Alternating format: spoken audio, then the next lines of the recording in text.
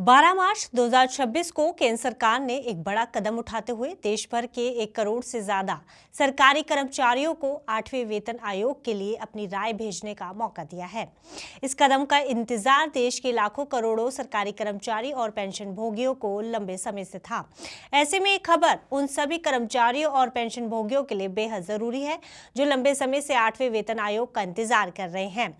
दरअसल सरकार ने इस दिशा में एक और कदम उठाते हुए एक पोर्टल की शुरुआत की है जहां कर्मचारी अपनी राय और सुझाव भेज सकते हैं। कैसे भेजी जा सकती है अपनी राय और कैसे लॉगिन करें इन पोर्टल पर, आइए आपको तमाम जानकारी देते हैं इस वीडियो में। नमस्कार, मेरा नाम है गुंजन मित्तल और आप देख रहे हैं मनी 9। अगर आप भी सरकारी कर्मचारी या फिर रिटायर्ड पेंशन भोगी हैं तो आज का दिन आपके लिए खास रहने वाला है, क्योंकि पिछले कई महीनों से हम सबके जहन में बस एक ही सवाल घूम रहा है कि 8वां वेतन आयोग कब आएगा। क्या सरकार सैलरी बढ़ाने पर विचार कर रही है? ऐसे में सरकार की तरफ से उठाया गया ये ताजा कदम 8वें वेतन आयोग के गठन की सुगबुगाहट को हकीकत में बदलता हुआ दिखाई दे रहा है, क्योंकि सरकार ने अब इसके लिए एक खास डेडिकेटेड पोर्टल की शुरुआत की है। कल ही सरकार की तरफ से एक नया पोर्टल लाइव किया गया है जिसके जरिए सरकार अब सीधे कर्मचारियों से जुड़ने जा रही है। ऐसे में इसे मामूली अपडेट समझने की गलती ना करें, बल्कि ये अपडेट आपकी अगली सैलरी हाइक की पहली सीढ़ी बन सकता है। अब आपको बता देते हैं कि आखिर क्या है 8वें वेतन आयोग का ये पोर्टल। दरअसल सरकार ने इस बार 8वें वेतन आयोग की प्रक्रिया को पूरी तरह डिजिटल और पारदर्शी बनाने का फैसला किया है। इसी दिशा में सरकार ने pay commission stakeholder consultation portal की शुरुआत की है। इस पोर्टल का उद्देश्य कर्मचारी यूनियनों और व्यक्तिगत कर्मचारियों से सीधे सुझाव और डेटा लेना है। सरकार चाहती है कि नए वेतन ढांचे में महंगाई और लिविंग कॉस्ट का सटीक ध्यान रखा जाए। आमतौर पर हर 10 साल में नया वेतन आयोग आता है। 7वां वेतन आयोग 2016 में आया था, तो कायदे से 1 जनवरी 2026 से 8वां वेतन आयोग को लागू होना चाहिए। यह पोर्टल उसी दिशा में सरकार की पहली आधिकारिक कार्रवाई है। अब इसकी रजिस्ट्रेशन और सुझाव प्रक्रिया को समझ लीजिए। सरकार ने इस पोर्टल को बहुत ही सरल रखा है ताकि दूर दराज के इलाकों में तैनात कर्मचारी भी इसका हिस्सा बन सके।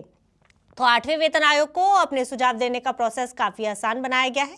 कर्मचारी और पेंशनर घर बैठे कुछ ही मिनटों में पोर्टल पर रजिस्ट्रेशन करके अपनी राय दर्ज कर सकते हैं। इसके लिए आपको कुछ स्टेप्स फॉलो करने होंगे, जैसे पहले आधिकारिक पोर्टल 8cpc.gov.in पर या फिर माय गवर्नमेंट वेबसाइट पर जाना होगा। वहाँ होम पेज पर दिखाई दे रहे लॉग इन टू पार्टिसिपेट या सबमिट क्वेश्चंस पर विकल्प पर क्लिक करना होगा। इसके बाद अपना मोबाइल नंबर या ईमेल आईडी दर्ज करना होगा। आपके नंबर या ईमेल पर ओटीपी आएगा, उसे दर्ज करके लॉगिन को पूरा करना होगा। लॉगिन के बाद आपकी प्रोफाइल बन जाएगी और आप आगे की प्रक्रिया शुरू कर सकेंगे। इस तरह आप पोर्टल पर लॉगिन करके आयोग की प्रश्नावली तक पहुंच सकते हैं और अपनी राय दर्ज करा सकते हैं। आपको बता दें कि 8वें वेतन आयोग के इस पोर्टल में कुल 18 सवालों की एक सूची तैयार की गई है। इन सवालों का मकसद ये समझना है कि मौजूदा जो वेतन व्यवस्था में कर्मचारियों को किन किन बदलावों की जरूरत है जो महसूस हो रही है। इसमें वेतन वृद्धि और सैलरी स्ट्रक्चर से जुड़े सुझाव, महंगाई भत्ता और अन्य भत्तों में बदलाव की मांग, पेंशन व्यवस्था को बेहतर बनाने से जुड़ी राय और सेवा शर्तों और सुविधाओं से जुड़े सुझाव मांगे गए हैं।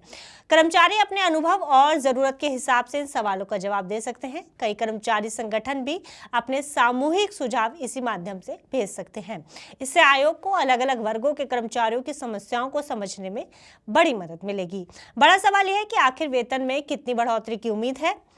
यही वो हिस्सा है जिसे जानने के लिए हर कोई बेताब है।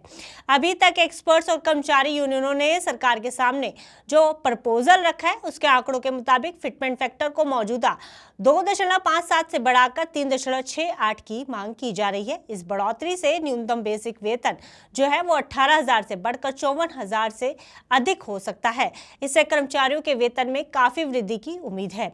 यह मांग बढ़ती महंगाई और जीवन स्तर के अनुसार की गई है। फिटमेंट फैक्टर बढ़ते ही पुरानी पेंशन और नई पेंशन दोनों के आधार पर मिलने वाले जो लाभ हैं वो भी बढ़ जाएंगे। आपको बता दें कि इस पोर्टल पर सुझाव देने की प्रक्रिया 5 मार्च 2026 से शुरू हो चुकी है और सुझाव जमा करने की अंतिम तारीख 30 अप्रैल 2026 तय की गई है, यानी कि अगला पूरा महीना भी है जिसमें आप इसमें अपनी राय भेज सकते हैं। आयोग केवल ऑनलाइन जमा किए गए सुझावों को ही स्वीकार करेगा। कागज या ईमेल या पीडीएफ के जरिए भेजे गए सुझाव मान्य नहीं माने जाएंगे। केंद्र सरकार के कर्मचारी, पेंशनर, रक्षा कर्मी और कर्मचारी संगठन इसमें भाग ले सकते हैं। पोर्टल पर आए सभी सुझावों का आयोग विस्तार से विश्लेषण करेगा। इसके बाद कर्मचारियों की जरूरतों और आर्थिक परिस्थितियों को ध्यान में रखते हुए वेतन और भत्तों में बदलाव से जुड़ी सिफारिशें तैयार की जाएंगी।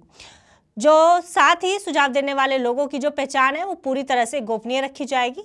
ठीक है, कुल मिलाकर 8वें वेतन आयोग के पोर्टल का खुलना इस बात की पुष्टि करता है कि अब फाइलें टेबल से निकलकर डिजिटल स्क्रीन पर आ गई हैं।